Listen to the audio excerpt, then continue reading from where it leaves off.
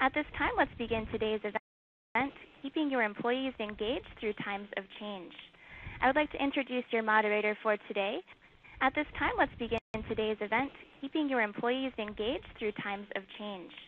I would like to introduce your moderator for today, and that is John Reid. John is the President and Managing Director at Canadian Management Centre. He has over 25 years of senior-level experience in business-to-business and business-to-consumer professional services. He served as President of Wonderman Canada and as Senior Vice President and a member of the Executive Committee of Loyalty One, the creator and manager of the Air Miles Reward Program. John earned his Bachelor of Commerce degree from the University of Toronto, an MBA from York University's Schulich School of Business, and has extensive experience as an educator and facilitator. John is a frequent commentator in the media and major publications on the topics of leadership and employee engagement. With that, John, I'll turn the floor over to you. Thank you, Jess, and good day, everybody. Welcome to our session today on keeping your employees engaged through times of change. You'll hear a couple of voices as we go through today. You've heard Jess, and she'll be coming back and managing our polls. I'm going to be one of the presenters today, but I'm also happy to present my other presenter, and that's Amy Charles. So by way of background, Amy is the Senior Vice President at the Loyalty Practice at Ipsos Reid in Toronto. She's been in the research business since 1989 and has held progressively senior roles in the U.S. and Europe, and came to Canada in 1995. When she came here, her original goal was to bring proven research techniques from Europe to the North American market, and she eventually joined the Ipsos Reid organization in 2001. Amy specializes in customer loyalty, employee engagement, and motivation-based segmentation. She lives here in Toronto with her husband and two children, and it's a real pleasure to have Amy with us because Amy actually toured with us last fall as we kicked off our first tour on employee engagement and the Build a Better Workplace research report. And she's also been traveling with us as we've done this new spring series, so it's great to have Amy here today on the webinar. Thank you, John. Now, we checked just before we went live, and we found out that we had over 800 webinar participants today. So welcome to you all. And I'm sure that for some of you, the Canadian Management Centre may be a new organization. So I just want to give you a little bit of background on us before we get into the meat of the presentation. A lot of you may not know that the Canadian Management Centre is actually a not-for-profit talent transformation company, and we work with individuals and organizations to help them, as we like to say, outperform. This year, 2013, is a very special year for us. It's actually our 50th year of business in Canada, and we actually did some math and figured out that we've trained over 400,000 Canadians in that 50 years. We're part of a global network that's based in the American Management Association, which is headquartered in New York City, and the network we're in has 18 affiliate organizations worldwide, and that helps us when we're trying to do global deployments for companies that are headquartered in Canada. Our mission is actually quite simple. We build inspired partnerships that prepare the next generation of leaders to thrive in tomorrow's marketplace. And on an annual basis, we're doing business with anywhere between 800 to 1,000 organizations across Canada. Now a little bit of information of Ipsos Reid. A lot of you may know Ipsos as a company that's very well known for consumer research and opinion polling. The fact is they are the recognized market leader in Canada, and they specialize in opinion polling, advertising research, loyalty research, and marketing, media, and public affairs. They're part of the Paris-based Ipsos group, and that makes them the third largest research company on the planet. They have a well-developed employee practice here in Toronto, of which Amy is a senior leader. And one other thing to note is not only do they do amazing work in their practice, they also walk the talk of creating a really engaging workplace. And they were recently honored as one of Toronto's top employers, and we'll come back and talk about that a little bit later on in our presentation. Now, during today's session, if you want to be involved in the discussion as we go through it, you can do so on Twitter. You can use our hashtag, which is hashtag CMC Events, and you can follow us at any time at Canadian Management Centre. You can also submit questions during today's webinar. Just use the chat panel at the bottom right corner of your WebEx, and you can add your questions as we go along. That'll help us have some questions ready when we get to the Q&A later in the presentation. After today's session, you'll also receive an email, and that email will provide you with a link to a recording of today's webinar. If you've got folks in your organization that for some reason couldn't join you today, you can certainly share that link with them and they can listen to the recording at their leisure. So let's talk about this whole thing of employee engagement. One of the things we love to do is start by using some research to set the context for the challenge that we're facing. And one of the things we know is that change is pervasive. It's all around us. I like to say that, we're living in a time of permanent turbulence, and with that, we all need to keep our seatbelts fastened. In preparation for our tour, we looked at some research from an organization called I4CP. Now, that's short form for the Institute for Corporate Productivity. They're based in Seattle, Washington, and they are the largest corporate network that's focused on the practices of high-performing organizations, and specifically on correlations between how workforce improvements drive bottom-line success. In their most recent study, they found some interesting facts. They do a study every year called the Top 10 Critical Human Capital Issues, and this report they release every year. For them, a critical issue has a very specific definition. It's defined as the magnitude of the gap between how important an issue is, as rated by a respondent, and how effective that organization is in dealing with that issue. So issues that are of high importance to an organization, but for an organization where they're very low in effectiveness of dealing with it, that is a gap, and that gap creates a critical issue. So, in looking at the research, the 3 of the top 10 critical human capital issues centered on the topic of change. And what we found is that number 1 on the top 10 was managing and coping with change. Number 2 on the top 10 was managing organizational change. And last, number 6 on the list was embracing change in the current culture of the company. Now, what was also interesting is when we looked at the rest of the items on the top 10 list, there were 2 other items that tie in with this, and that's the topic of leadership development. So for a lot of organizations, leadership development is also a critical human capital issue. For high-performing companies, it was rated number 8 on the top 10 and rated number 7 for low-performing companies. And there's clearly and obviously a tie between how effective organizations are at leadership development and how effective they are at managing change in their organizations. So that sets a little bit of background to the topic today. Some of you may be aware our National Thought Leaders series has been going on for many years. This particular series we started at the beginning of last month. We started in Montreal. We went across Ottawa, had a few sessions in Toronto, and just last week finished our live event sessions in Calgary. The background to our National Thought Leaders series is fairly simple. We've designed it to benefit our clients and allow them to hear some of the latest research and insights on major issues that are affecting organizations today.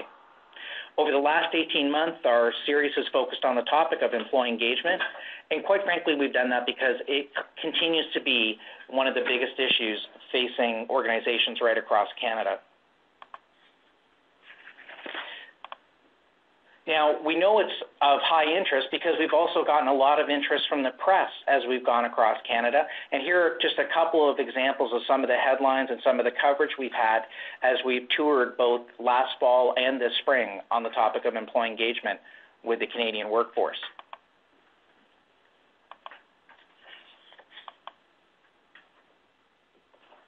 Now, what we heard as we traveled across the country was not new news, but was very reinforcing. First and foremost, change itself is pervasive and absolutely constant. Second, as we asked questions of people in the audiences as we toured, we've got many stories of change mismanagement. And that was not too much of a surprise because one of the pieces of research we referenced in the live events came from Harvard Business Review. And in that review, they highlighted the fact that 70% of change initiatives typically fail in organizations. We also found that engagement is definitely something that is derailed by change happening. When Amy speaks a little bit later and shows you some of the statistics, It's absolutely true. So we've seen it both in the statistics from the research study as well as seeing it live and hearing it live at our events with people talking about what's happening inside their companies. And we've also heard that leaders are not well equipped to deal with change. And I have to say, one of the surprising things for me was how consistent it was city to city, that even though large and small organizations continue to go through significant change, there's very, very little formal preparation of the leaders in the company to make sure that they can manage the change effectively. And as a result, back to the Harvard Business statistic, again, it's not a big surprise that 70% of change initiatives fail. So today's agenda really is based around a few key topics. First and foremost, we're going to define employee engagement, kind of do a level set for everybody who's on the webinar today. Next, we're going to talk just very briefly about engagement during times of change. At that point, I'm going to turn it over to Amy, and Amy will start to talk us through the research findings from the Build a Better Workplace report. Then we're going to talk about the role of a leader, both in the general marketplace as well as some of the things that are happening at Ipsos Reid and how they develop their leaders. And last, I'm going to finish off with a section on strategies to align, involve, and satisfy employees.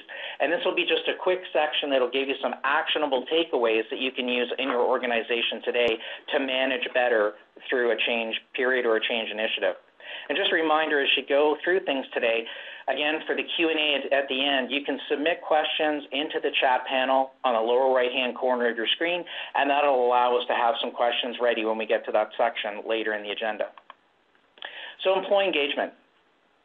We found as we've done our live event tours that it's really important to just have a common baseline understanding in the room or on the webinar of what we mean by the term employee engagement. So the term that we've chosen to create for ourselves is this. Employee engagement for us is how each individual employee connects and aligns emotionally and intellectually with your company and your customers.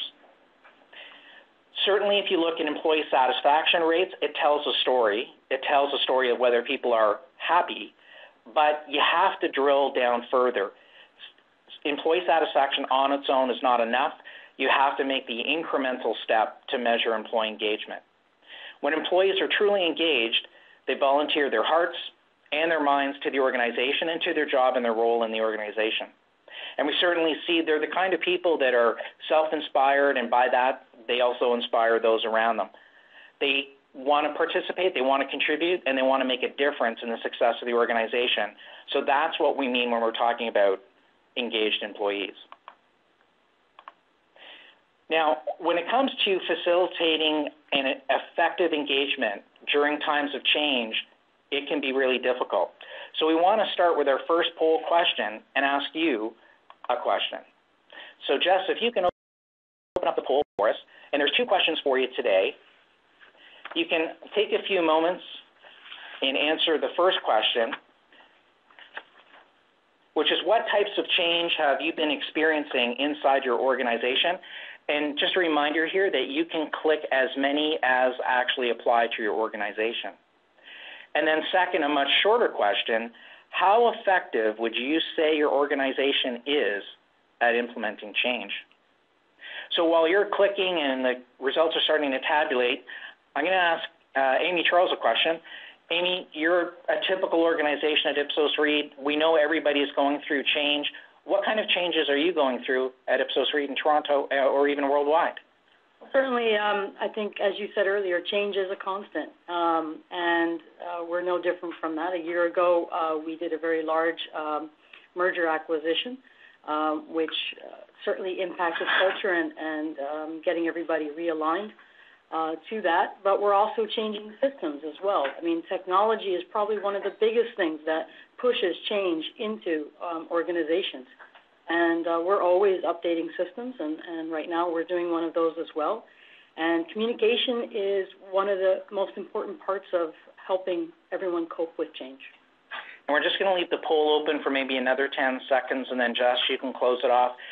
And Amy, I guess one of the things that was pretty constant as we traveled across Canada is just by reality, organizations aren't facing a change, they're facing a stacked set of changes that are happening concurrently, and sometimes it's coordinated well and other times not at all. Yeah, and we really heard that. We really heard that it was, in most cases, organizations were dealing with 2 and 3 different kinds of change, and in some cases they just didn't know where to start or how to begin to ground folks as they were dealing with a technology change, an organizational shift change, and sometimes leadership changes on top of it. Right. Makes it really complicated. Yeah, and it was interesting how there were some people in divisional roles trying to figure out how to insert their change initiative into the company's bigger, broader change initiatives. And, it can be a bit of a recipe for disaster for sure. So, Jess, if we can publish those results so people can take a look, that would be great. And those results are now up, John. Thank you very much. So what are we seeing? So reorganizations, 73%, change in leadership, almost the same level at 69%, a little bit lower down, technology changes, 65%. You know what, I think, and Amy, you can comment, I think that that's very consistent with what we heard as we traveled across the country. Structural changes like reorganization seem to be just, again, pervasive. Changes in leadership really does kind of rock the boat of an organization. You've got new vision, maybe new management styles, potentially even new business models. We heard that one a few times as we traveled. Yeah, and the vision, and the whole idea of a vision, which, as we'll talk about later, employees need to be able to align to the broader goals and vision of the organization. Right. So those leadership changes shake that up a bit. And it's interesting, in terms of rating, only 8% of you feel that your organization's very effective at managing through change. I think, again, fairly consistent with what we got in the live events, that companies are somewhat effective, but that goes back to this issue about it being a critical gap where high in importance, but maybe not so well in terms of effectiveness today. Great. Okay, so going from that, the next thing that you need to think about is what kind of reactions will an organization have to an announcement of a change, or having, as we talked about, many changes happening concurrently inside an organization. Well, one of the things we know is that change triggers emotions, and there's quite a range of them. They can range from positive to negative to even downright angry. And one of the tough things is when you're managing change and managing people through change, some of the reactions you get may not even be related to the company they're at today. Sometimes you have to consider that people may have what we call scar tissue from a change or potentially a mismanaged change that they've experienced in the past, and they're bringing that kind of reaction to the current workplace today. So certainly very, very difficult. We always have to go back to the basic question. What is the most important question people have? Well, how will it impact me? And it was surprising that even as we traveled through the Thought Leader Tour, there's still a number of organizations that get focused on the mechanics and the operations of the change and forget the people part of it, and forget to really spend the time to proactively think through how to answer this question for each level of employee inside the organization.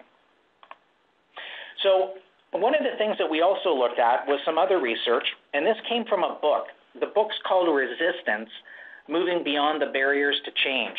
And it talks about this thing called the 20-50-30 principle. It's made up of change-friendly people inside the organization, fence-sitters, and resistors. And the book talks about the fact that they've done this quantitative study and found that during a change initiative, this is how the population of the employee base starts to break out.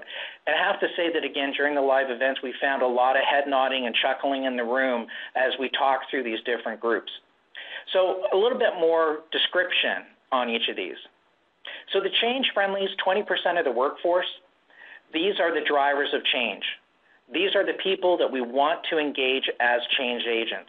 They believe change is necessary and beneficial, and they actively enlist others to support it inside the organization. They seek out opportunities to ensure that the change itself is successful. Now, what about the fence sitters? It's the biggest group. It's sitting at 50%.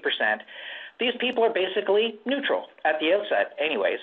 But the challenge is they can be persuaded, and they can be persuaded to either resist the change or to accept and support the change. And where does that kind of swaying influence come from? Well, it actually comes most from the next group down, which are the resistors. Resistors are people who view change as negative and work towards making it not work. They're active in their resistance, and in fact, they may start to enlist others to not support the change. The bottom line is that they are the most vocal group in the employee base, and they're the ones who can have the most damaging effect on the environment inside the company. So when you're thinking about going through a change initiative, you have to think about all of these groups, but pay special attention to the resistors. Try and anticipate who they might be in your employee base. Try and find ways to engage them early. Maybe they have some valid points you need to be aware of, but certainly you need to understand who they are and what they're saying, because they have the biggest potential to influence your fence sitters. And certainly you need to champion around your change-friendly folks. Get them involved early. Make sure that they feel valued and recognized, and they can support you through the whole change cycle. So now we're getting to what's the impact of change on employee engagement. Well, certainly leaders and the HR professionals, they have to have a very clear and realistic sense of the readiness of their employee bases to accept change and to go through change. Usually past experience has taught us that we just have to be realistic about the workforces that we manage and how adaptable they are to going through a change, and be proactively prepared before we get involved in it. And certainly through times of change, as we saw in the last slide, both leaders and HR leaders have to be very ready to focus on and monitor those three distinct groups that we saw: change friendlies, fence sitters, and resistors. So with all that information as basic backup, at this point, I'm going to turn it over to Amy, and Amy will start to take us through some of the data as reported in the Build a Better Workplace report. Amy? Yeah, thank you, John. CMC and Ipsos wanted to understand the workplace from the employee's perspective, and specifically Canadian employees. So last August, we went out and talked to Canadian employees.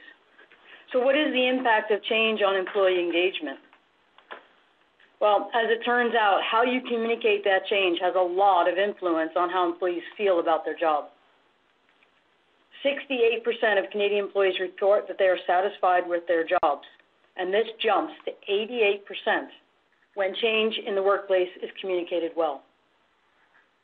However, when employees don't feel that the lines of communication are timely, it directly impacts how employees feel about their work.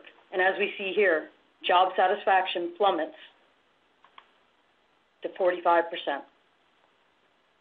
It's always important to communicate to employees, but especially during times of change, because we need to keep them aligned and grounded. Employees need to know what is changing, why, the possible impacts on them, and importantly, they need to know what's not changing. Context is important.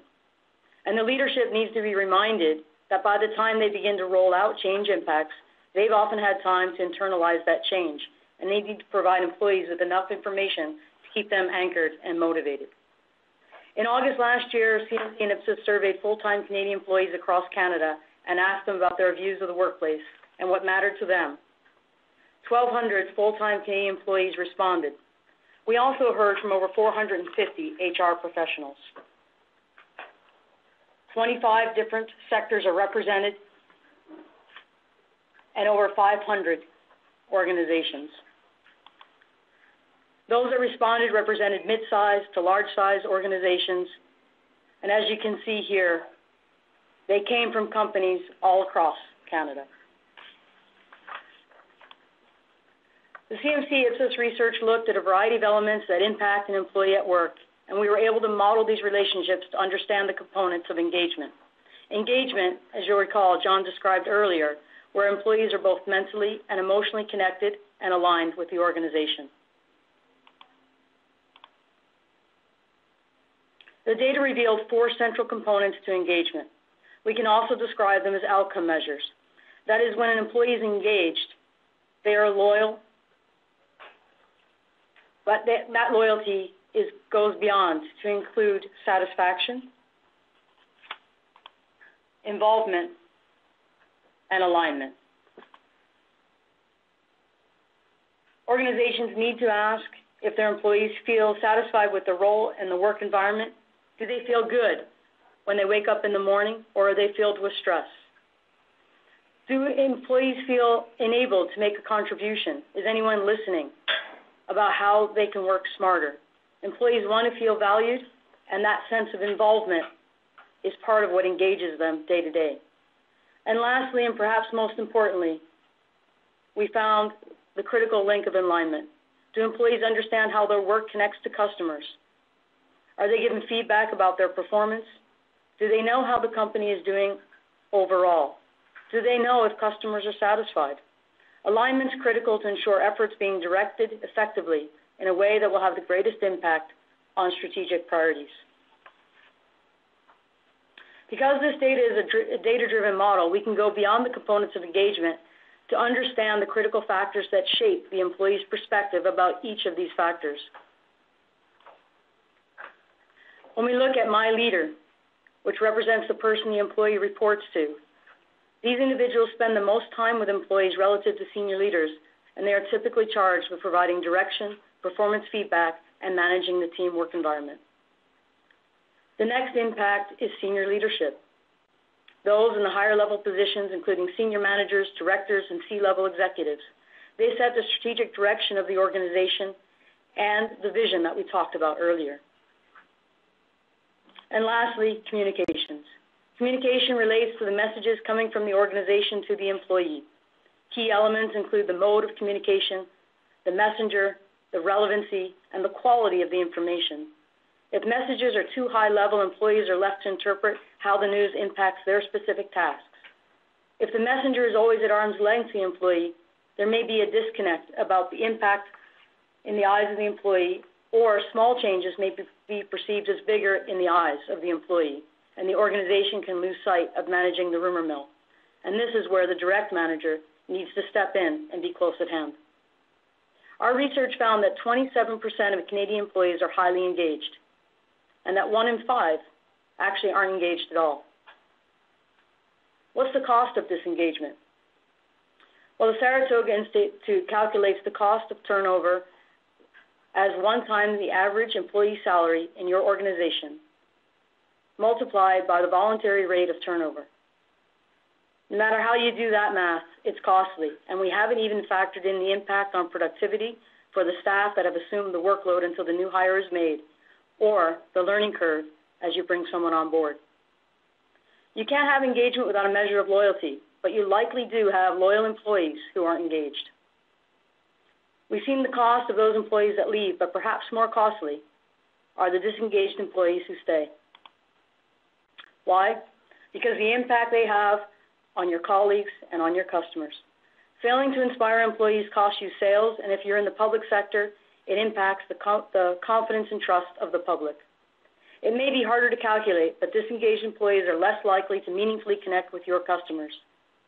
Employees are a critical link in the customer service value chain. The experience of your organization, your brand, your products, services, at some point depends on an employee. Add to this that just 1 in 2, 54% of employees agree that their organization communicates clearly with customers. Many organizations today are focusing on the customer experience. So if they're not getting it right with employees, how can they possibly get it right with customers? Let's take a look at how well Canadian organizations are doing at retaining their best talent.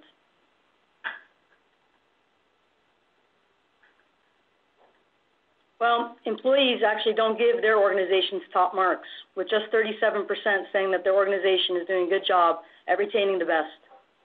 It makes me wonder what the culture of communication is like in the organizations for the other 63%. The data also revealed that the challenges are greater in some sectors. Transportation, for example, just 29% think that their organizations are doing a good job at retaining the good ones.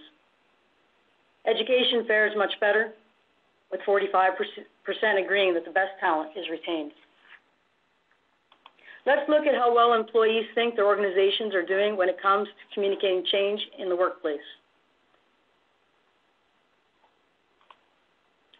Fewer than half give their organization a passing grade, just 42%.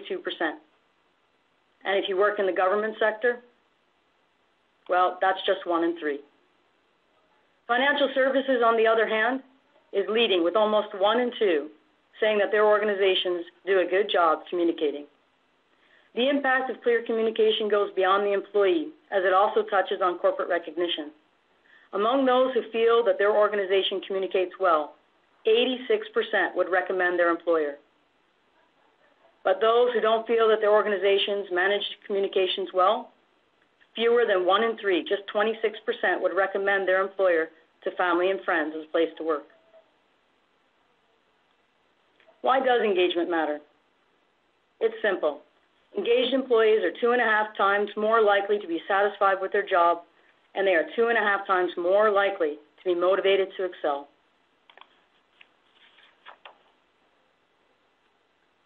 Less informed equals less motivated. When employees are thrown off balance by changes in the organization, when they don't feel informed about what's going on and how changes will impact them, the desire to excel plummets from 68% to 44%, effectively knocking the wind out of their sails. High performers may in fact be among the most vulnerable in your organization during times of change, the very people organizations count on. Why is that? Well, as we saw in the model, engagement requires an understanding of how to align one's motivation to the needs and direction of the organization, and high performers continually seek to do that. They want to make an impact, and they're always assessing how best to do that. A white paper by Leadership IQ called Job Performance is Not a Predictor of Employee Engagement found that the biggest predictor of whether high performers will stay with an organization is the degree to which they feel in control of the trajectory of their career. Our Build a Better Workplace study found that moving an employee from disengaged to highly engaged decreases the probability of departure by an astounding 92%. Change communicated poorly could very well be the catalyst that sets your high performers looking or gives them pause to accept that recruiter's phone call. Organizations should be asking how prepared they are to manage change. How agile are you? The Institute for Corporate Productivity, I4CP, found that high-performing organizations are nearly 3 times more effective at managing and coping with change. These organizations are also 4 times better at getting the current culture to embrace change. Leaders need to be equipped with the knowledge, skills, and tools to keep employees informed and inspired, especially during times of change. And you need to give special attention to your newest leaders, who may, for the first time, be in that position where they're helping to communicate the message rather than just receiving it. Resistance is greatest when change is unexpected and unexplained, when the expectations of what that change will mean differ from the reality on the ground, or when change has a significant personal impact, change of who you report to or the type of work that you do, for example. Resistance is also great when employee feedback is perceived to be missing or ignored. Getting through change requires leaders to step up, to listen, to manage information, and to reduce misinformation. They need to provide guidance to get everyone through the change and help employees see past the change. When you're not part of change, it's natural to push back. To increase your organization's readiness for change and to be more agile, leaders need to anticipate how employees will interpret, navigate, and cope. Leaders need to create platforms to air resistance, to enlist those change friendlies John spoke about, and to engage the resistors. Organizations who are not afraid to engage the resistors can pull out good resistance and often avoid costly pitfalls. Remember to provide employees with the context that's shaping or pushing the change. Provide employees with the path forward. Don't stop at just detailing what's changing. Provide a vision for the organization and include the impact on customers, and give a vision forward. To follow a leader, you need the confidence that the leader is capable, trustworthy, and competent. And you also want to believe that they care. That is the implicit promise of leadership. Coming back to our employee engagement model, we see that engagement is the result of several outcomes: satisfaction, involvement, and alignment. During times of change, my leader, that is the person I report to, has a strong impact on how that change is interpreted. Effective leaders have the skills to work employees on all of the dimensions that we found are most critical to leaders: team management, the ability to manage performance, a respect for a leader, and fostering innovation. Team management involves instilling a sense of accountability for all members of the team and enabling effective collaboration. Managing performance means ensuring that there's a process that is used for all employees that helps them grow and develop their roles within the organization. In this aspect, leaders need to be good coaches and mentors. And they also have to ensure that performance reviews are meaningful. Low performers need to be aware. The risk of not doing so is actually twofold: surprise to the employees when their low performance becomes a broader concern, but also mounting frustration among mid and high-level performers who feel that they have to pick up the slack or that they're being held to a different standard. Respect. Leaders need to be self-aware and adapt to employee needs and check in regularly. This piece is often a needed area of focus for new leaders. As employees move from being super taskmasters to team managers, they often need help shifting their focus from internal to outward. They need to be coached on how to listen and work with a broader range of needs and concerns. A respectful leader promotes open and honest communication. Fostering innovation is more than a suggestion box. Rather, it has to be an attitude. Asking employees for input is not just nice to do. It's one of the critical ways for an organization to learn and evolve smartly. Empowering employees to think like the owner of the business invites them to be invested in change processes that will make their work more interesting and enhance the customer experience, and ultimately contribute to the agility of the organization. Leader managers need to be open to new ideas and new ways of doing things. In some environments, this requires creating the space to pilot or test a process. So now, John, I think we're going to open up another poll. Yeah, Jess, if you can come back and open up the poll, we've got another question for you. We're interested in finding out, we talked about those 4 drivers, and we're interested to find out if you have a hunch or a hypothesis of which of those 4 is the primary driver where leaders can improve the most. So we asked this question at the live events right across Canada. We got some interesting results, which I'll talk about in a minute. But if you could go on there and vote, again, what's the biggest improvement area that you think could be made out of those 4 drivers? So, Amy, one of the things that we've done is looked a lot in the math of the model. Out of those 4 drivers, forget about improvement for a minute, but out of those 4 drivers, which one do you think has the biggest sort of impact on employee engagement out of those 4 that we just discussed? Well, I mean, certainly team management has a huge impact overall in terms of the other cascading influences that it has. And it's probably fair to say that because of that, a lot of companies can do that well, and they probably spend a lot of time there as they go through their change initiatives. Fair? Yeah, absolutely. And many organizations that have HR functions are well focused on that and spend a lot of time coaching the organization on how best to do that and set up the teams and create programs for helping the learning of how to do that. Okay. And Jess, we'll just keep it open for maybe another 10 seconds or so. I'm seeing a few more people voting, so please just take a moment if you haven't voted yet and just scoot over to that side of the panel and just let us know what you think is the biggest gap or opportunity for improvement with leaders as they go through a change process. And Jess, we've got, I think, fairly stable numbers now. You can close that out, and if you can publish that up to the screen so everybody can take a look. I said earlier, it was interesting as we went across Canada, we had a variety of different votes. I would say that for the majority of people we asked in the different cities, we found that the voting was respectful leader at about 30%, and also fostering innovation at about 30% was actually the most consistent answer. We also had one city, only one city as we traveled, that actually had the answer correct related to what the data said, and that was actually in Montreal. And in Montreal, they actually correctly identified that the biggest opportunity for improvement as a company is going through change is actually fostering innovation. So the data showed us that, in fact, only 58% of Canadian employees agreed that their manager encourages new ideas. So there's a huge opportunity for improvement there. And you might ask, well, how come that doesn't happen? And really it comes down to a couple of simple issues.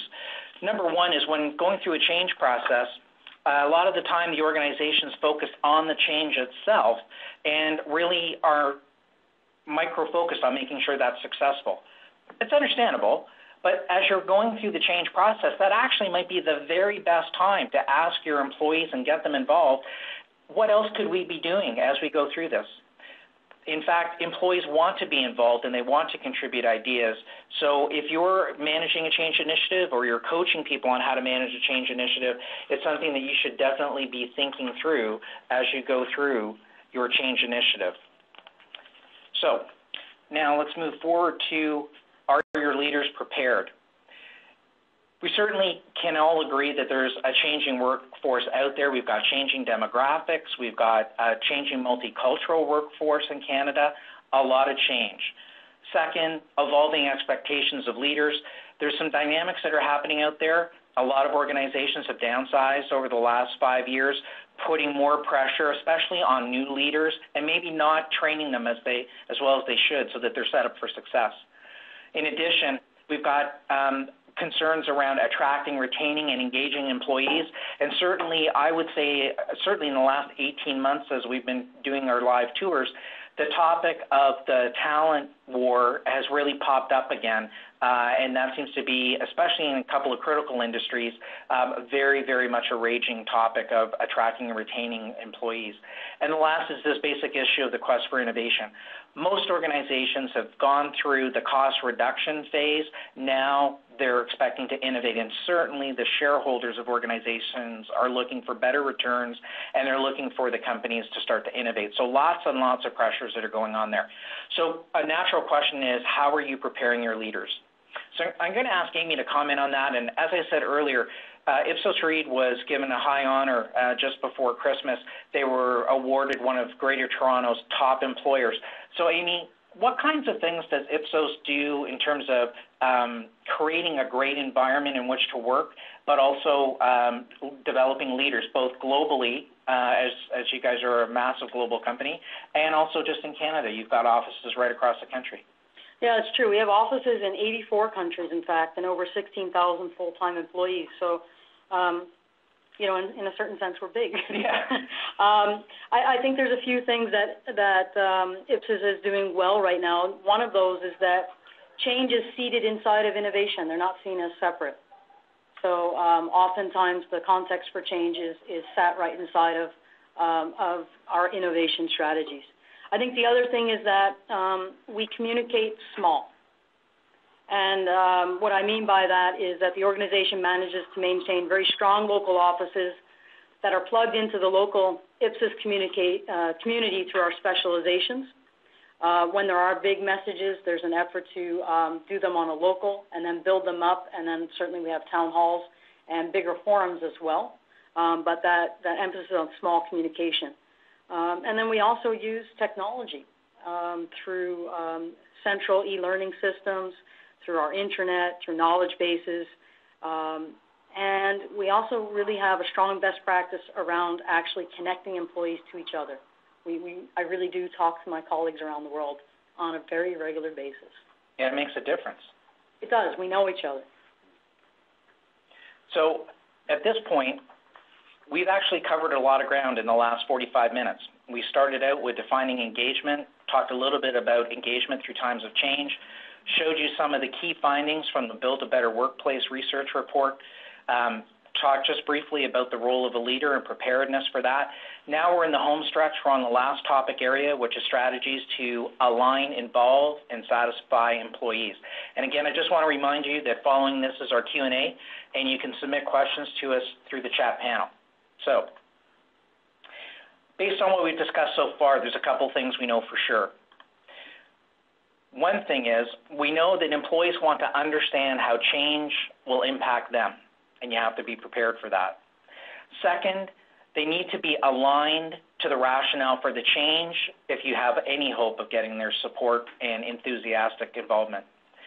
Third, as Amy talked about, They want to believe in the promise of leadership. They want to believe that leaders in making decisions will actually do so in the best interests of employees. They do want to be asked for their input without question. And more importantly, and I'll talk about this in a minute, asking for their input is one thing. Actually listening to it and responding to it is something else, and also hugely important. And last, they look to their leader for support. Their immediate leader is the person who gives them the information that they need. It's the person who can give them what we call just-in-time support. So looking to the leader has to be that role model, and I'll comment on that in a few more moments. So as you saw in our model, there were 3 key areas of alignment, involvement, and satisfaction. And now I'm just going to quickly walk through the build of strategies that you can do to take action in each of these areas, all of them contributing to building employee engagement. So let's start with alignment. The first thing is to communicate, and here it's communicating constantly. Employees need and want to be informed. They want the information to be transparent. They want communication to be frequent, and they want silos to be eliminated and ideally deal and squash rumors quickly. Second, if you want alignment, you have to establish expectations. People need to know what you expect from them as employees, both at the beginning of the change process and throughout. Third, you have to be well prepared to answer the what and the why of the change. Employees need to know what is changing, what is not, and they need to understand the why. People actually want to contribute, so you need to ask them for their support. Letting employees know that there's an opportunity for them to participate and support will actually get them aligned behind what you're doing, as long as critically the ask is actually a sincere ask. And be visible. It's important for all leaders in an organization, no matter what the change, to be visible. They need to see you. You need to let them know how you're doing with the change personally. They need to know how you're helping others work through the change. Visibility in the cities that we visited ended up being actually quite an interesting topic. We could call it turtle management if you wanted. We had people talk about some of the experiences in their companies where major change initiatives started to roll out and the leaders became invisible, and it was really a concern and really derailed employee engagement. Now as we move over to involvement, first thing here is to encourage feedback and participation. But this actually requires some courage, because if you're going to encourage feedback, guaranteed during a change process, you're actually going to hear information and feedback you may not want to, but you need to. And the better that you are at starting this process early and getting that feedback and participation, the better off you can make adjustments as you move through and get people engaged. Next up is asking for input on the how of the change. If you spend time communicating the what and the why, that's great. So you've probably got people who are starting to understand why the change is happening and what needs to be done. But allowing them to have input on the how, these are the people who are going to be impacted. And quite consistently, we heard across the country that this is one of the areas where a lot of companies fail. They think they know proactively how to do the change, and they push it down from the top, not allowing people who were affected by it to actually take it, spend some time, and actually have some real input and thought about how to do the change and how to make it work better. And that's, again, back to that innovation opportunity. They're missing that, and as a result, change initiatives can fail. I said earlier it's important to ask for support. Certainly it is. You need to ask, but especially you need to listen. It's important to take action on the feedback you receive, and you need to obviously explain why something wasn't done based on someone's feedback, because if you don't explain why their advice was not taken or actioned on, you're going to run into a challenge of credibility and whether someone's going to want to give you any further input going forward if they think they've just been ignored in the process. Again, as you go through the change, it's important to enable and empower employees where possible. Getting them involved and giving them some autonomy and defining what that autonomy is critically important. One of the things that can happen during a change process is the scope of someone's role may change, their authority level may change, the types of decisions that you want them to make and empower them to make may change. Have you actually been really clear about that? Have you set out the new rules for them? A lot of times they're assumed, but they can't be assumed. You need to be very clear about it. And last in the section of involvement is managing the pace. Again, as we toured the country, we certainly heard time and again that the pace of change is something that hurts employee engagement. So wherever possible, engage people early and see if you can manage the speed of the change.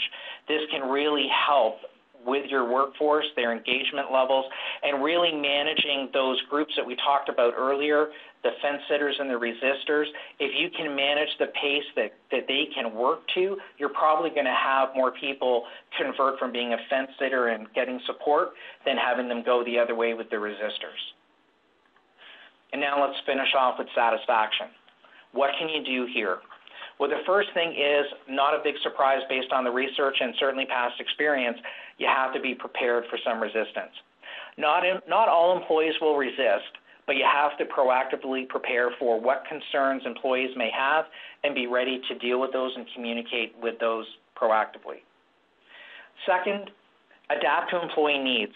Be prepared to make accommodations based on individual responses for change. Remember, some of the responses you get, we saw that whole collage of emotions. Some of those reactions may not be in direct response to what you've done or your organization. There may be some past scar tissue that's now been sort of scratched and hurt again. So just be flexible, recognize you may need to accommodate to individual responses to change. And if you can do that, you'll actually gain points with much more of your wider employee base because they can see you reacting to and supporting employees in the way that they need to be supported. Remove barriers. There's really not a great way of getting around the fact that as you go through any change initiative, no matter how much planning you've done, there's going to be barriers that come up. You can't ignore them. You need to tackle them head on. And only leaders can do that. Only leaders can step in and remove barriers for employees so that they can get on with the change that the organization's asking. So you have to tackle them. Leaders have to be a role model. Found it interesting, there was one comment in one city that once it was said in one city, started to resonate in other cities. And that's that leaders have to step up and lead. In one particular discussion group we had, one of the comments that was made was that one of the leaders said, listen, I'm just the messenger. Well, what did you think that did to the credibility of the message, the credibility of support for that change?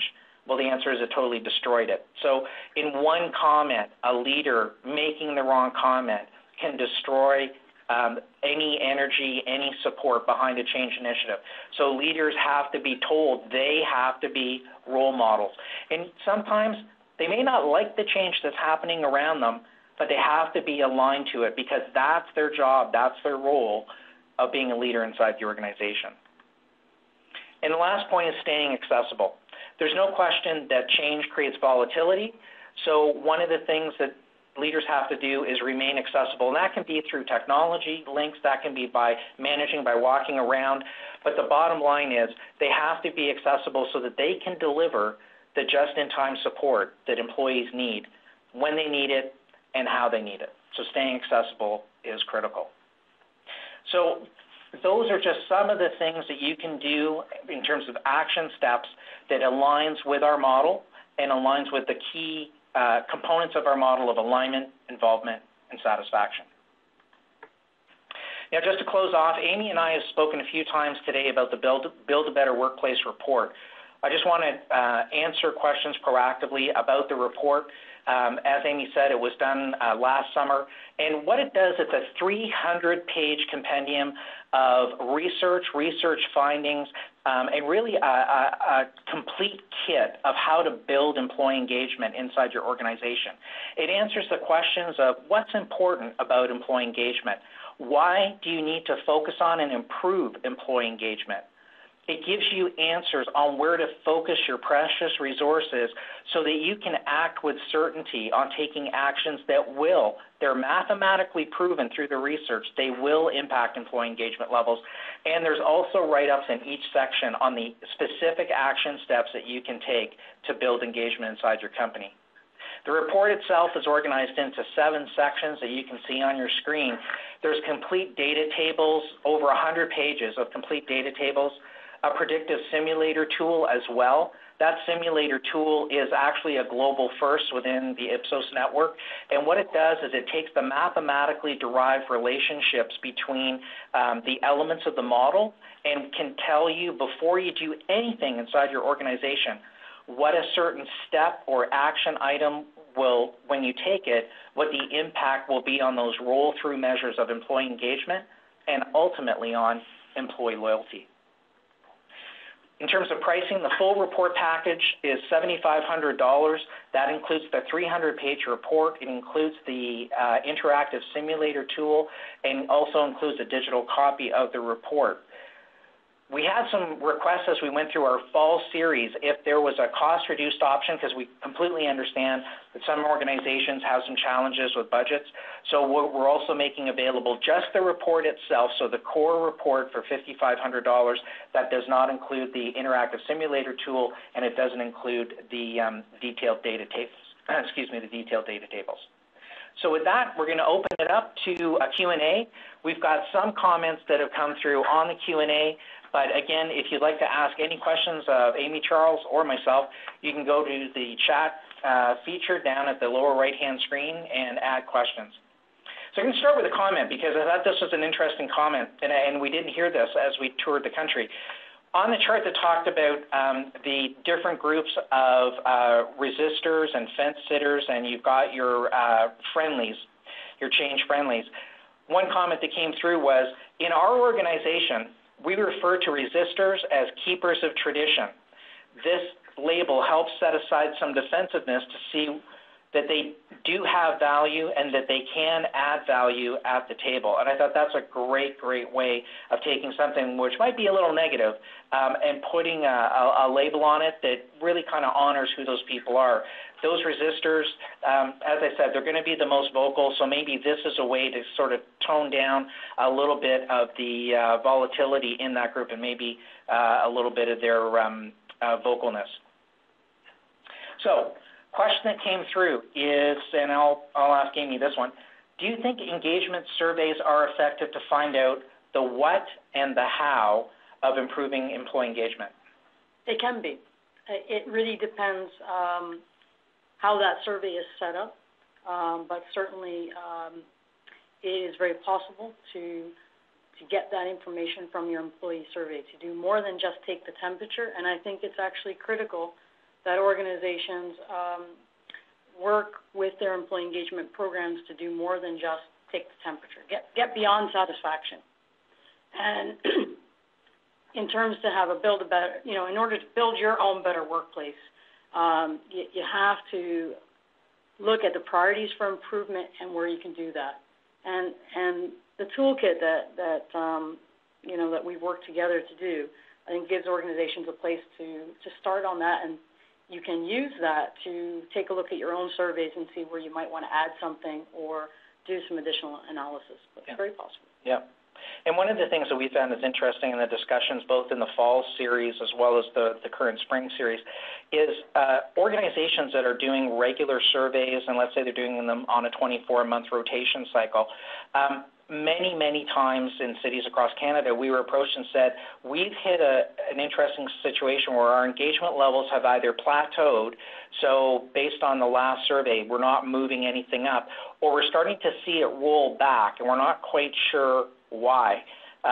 So I think part of the information that's in the Build a Better Workplace study gives people that kind of short list of action areas that are mathematically proven that those are the things to focus on to drive employee engagement levels.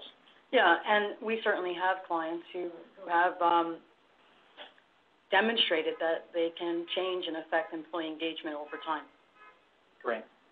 So we're now at the top of the hour, so we're going to go to just our wrap-up. Both Amy and myself want to thank you very much for your attendance today.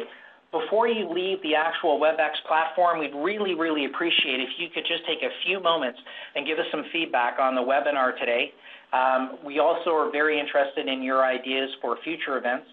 And if you're interested in a topic which we think is one of high interest across Canada, you can join us on September 19th for our multi-generational workforce expert webinar. That's going to run for about 90 minutes, and you can find out more about that event at our website. And last, we just want to say thanks for taking time out of your day today. We know you're busy, and we hope we've given you some value and something to think about in managing your employees through times of change. So thank you, and have a great day.